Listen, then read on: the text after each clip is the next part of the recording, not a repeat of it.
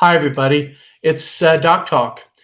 We're here before Thanksgiving. You notice I still have somewhat a frog in my voice, recovering from one of the respiratory bugs, not one of the big name ones, but one that's going around.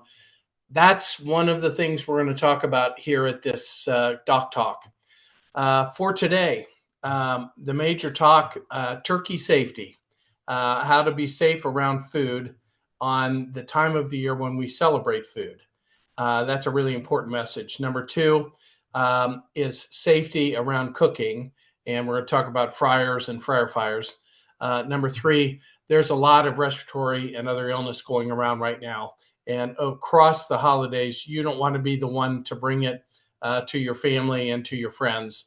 And so a little bit about safety and the bugs that are going around. So here we are, turkey time. The heritage of this is the end of harvest, and before winter came, our forefathers really thought it was important to celebrate and to thank their Lord for what had been given to them across harvest season. And so there's this bounty of food and thinking of the things. Turkeys had a history in the Americas, and so turkey became the prime food. Turkey is wonderful food, one of my very favorites, but it's also the breeder of some of our worst GI diseases. And it's, of course, these big birds, and you got to cook them right. And you got to think about all poultry. Poultry is still a major source of food poisoning, and the food poisoning that's not really the good one. And so it is critically important that you think about food safety. The tips are anything that relates to the cooking and the preparation of poultry and other raw meats needs to go on one side of your counter, if you will, and everything that relates to other food needs to go on the other side of the counter. And never anything should cross in between those barriers. So somehow create for yourself that space and says, I don't touch anything on this side without washing my hands, without leaving the utensils there, without cleaning it up with something that will clean and antibacterial that area. So when you're prepping your turkey, your chicken, your sausage to put in your turkey, or your beef and things to go with the rest of this weekend, all that raw stuff on one side, you're cutting it, you're chopping it, you're dressing it with one set of utensils, and they stay there. On the other side are your starches and your vegetables and your fruits and your cranberry and all that kind of stuff. Another set of utensils. And anytime you're crossing over between the two, is a good idea to wash your hands in between. So hand soap available, and you do a good hand washing in between. When it comes to things that you're putting inside your poultry, so this is the stuffing idea. And stuffing that is put inside a particular cavity in a turkey is not going to cook as well as if it's out on its own. And in my experience, a very frequent source of really bad GI illness afterwards. And that if you will, stuffing put inside the cavity of a turkey, if you don't cook that well enough. So meat thermometers become very important. Do not undercook poultry, either chicken or duck or turducken or the turkey, whatever it is, has to be cooked at least to 165 degrees. And a lot of people prefer that 180 mark on any of your poultries. If you're putting any other raw meats around it, make sure that they get cooked as well. We have relatively less problems with our beef and of all things, our pork right now.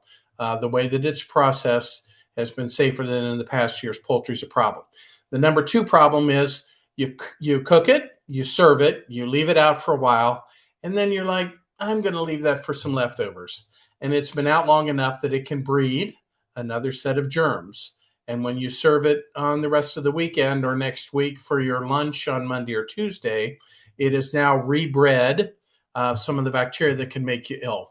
So if you're going to serve, particularly poultry, but other raw meats as well, leave them on the counter for a certain period of time, and then it's time to put them away and have them in the refrigerator. Put them in the freezer if you're preserving them for that longer period of time. Let that cooling process not allow the bacteria to ferment in that food.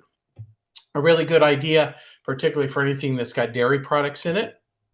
Same degree of safety when it comes to food prep, and not leaving it on the counter and not putting it in the refrigerator for periods of time and then reserving it again. So be particularly careful about anything that's got dairy products, because those dairy products can breed bacteria, and that breeding starts when they're out and they're being served. And then if you don't kill that bacteria by freezing it, it can be the source of some other problems. Some people do raw fish this time of the year, and as we head into Christmas time, there's other things related to fish, and fish requires the same level of care when it comes to prepping it. Number two, there's innovative ways, and everybody's into cooking. And frankly, in my firefighting career, nothing worse than going to a fire on the major holidays. Frying turkeys is a dangerous activity, and you need to be very careful. If you put wet or frozen turkey rapidly into boiling oil of any kind, it can splatter and flare and cause an immediate instant fire where people get burned and where structures begin to catch on fire. If there's bad weather and you put it underneath a shelter of some kind, it's even worse. So frying is really a good thing for a professional to do. If you're going to do it, make sure you observe all of the safety points that come with your turkey fryer or similar thing. Around the kitchen, don't leave anything there while you go to take pictures and to do some other family activities and forget that stuff is there. Anything that is oil related on your stove is the highest risk for causing a stove or oven fire. This time of the year, we always get people who are cleaning their oven before, and they accidentally leave stuff in the oven. Not that that's ever happened to anybody that I know, but something was accidentally in the oven when it was put on the baking, and it ended up on fire. When you put that on a clean cycle, it locks it, and you can't get it open. And the only way to shut it down is to go to your circuit breaker and shut it down. If there's something on fire inside, you are not going to be able to open it up to get a fire extinguisher in there. It has to extinguish itself until it cools down enough that it will let you open the door. So those are important safety things. So no fires around your house on the holiday. Number three, got to tell you that there's a lot of respiratory bugs going around. Flu is here. RSV is here. And so I want you to know, going to your family and friend affairs, if you're not healthy, you probably shouldn't go. If you do go, you should have a mask on, and you shouldn't be shaking hands and touching other people. We're just heading the cold time of the year in many parts of the country. And please don't be the one that provides a lot of bugs for all of your friends and relatives. So everybody should have a really wonderful holiday season. Thanksgiving is a great time for us to be thankful for all that we have and all that we do in this country and on this continent. So please enjoy it. Enjoy the food and all the celebration that goes on, but stay safe during it.